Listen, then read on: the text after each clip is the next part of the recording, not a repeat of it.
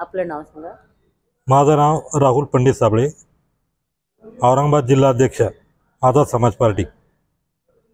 आज जो आझाद समाज पार्टीबद्दल जो कार्यक्रम मौलाना आझाद रिसर्च सेंटरमध्ये होतोय त्याबद्दल तुम्ही काय बोलाल? आज पूर्ण महाराष्ट्रामधून आमची राज्यस्तरीय बैठक ठेवण्यात आली होती. त्यामध्ये आमचे केंद्रीय प्रभारी उपासक साहेब, त्यानंतर महाराष्ट्र प्रदेश अध्यक्ष अनिलजी साठे व त्यानंतर सर्व पदाधिकारी यांची उपस्थिती होती.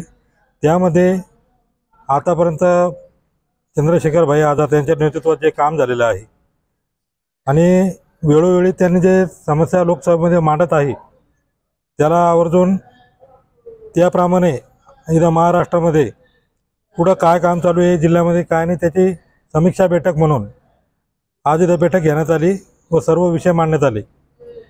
ही जी बैठक घेण्यात आली ही किती वर्षापासूनची संघटना तुमची तयार झालेली आहे?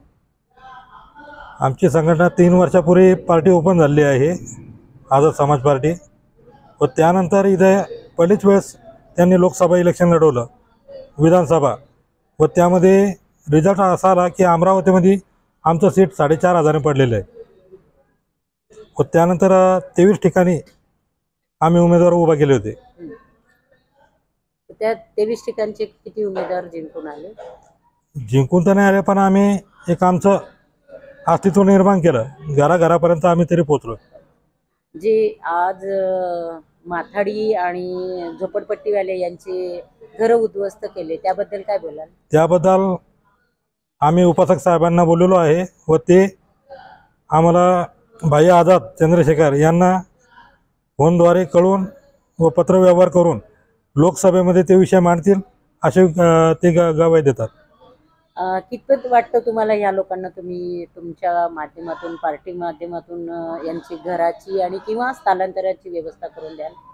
आता यानंतर आम्ही पालकमंत्री संजय शिरसाट यांच्या घरासमोर आंदोलन छेडणार आहे, यांना न्याय हक्क मिळावा म्हणून.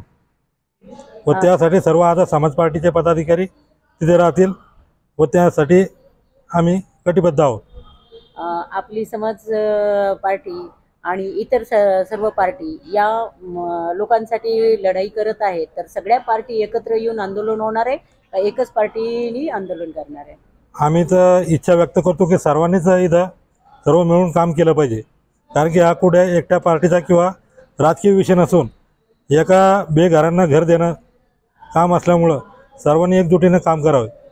पण अशा संघटना आणि अशा पार्टी मेंबर्स तुम्ही एकत्र येऊन कधी अशी मीटिंग घेतली त्या झोपडपट्टीच्या लोकांसाठी की घरं मिळून द्याल? आतापर्यंत घेतले नाही, पण नक्कीच आम्ही पुढाकार घेऊ याविषयी व त्यांना एकजूट करण्याचा प्रयत्न करू व मिळून त्यांना घर भेटावं एवढीच आमची प्रामाणिक इच्छा राहील. घर मिळून एवढीच प्रामाणिक इच्छा राहील. धन्यवाद सर.